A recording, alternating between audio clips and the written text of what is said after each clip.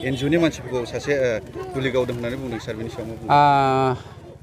गिबियाव मैयानि जाथायखौ लानानै जाय बिथाङा जिउ गोमाबाय बेनि थाखाय आं बेक्तिगत जानानै, आंनि न'खरनि जानानै, जोंनि सरकारनि जानानै आं दुखु फोरमायबाय। 2 नाम्बाराव बियो मानसिफ्रा बुंलाबायदों एनजिअनि माबानि थाखाय जादोंना। एनजिअ होननाय खुनु ONGOआ फरेस्टनि एक्टिभिटिसाव बाहागो लानो मोना, बेवहाय मोनसे नियम दङ। बेनिखायनो जोंनि BTC सरकारा एग्जिकिउटिभ काउन्सिल मिटिङाव पास खालामनानै सार्भिस प्रभाइडार हिसाबै 125सा मानसिनो साख्रि होनाय जादों। सार्भिस प्रभाइडार हिसाबै बिथांमोना दानसेयाव 8,000 मोनो, बे स्पेसियेलि फर दा फरेस्ट प्रटेक्शन।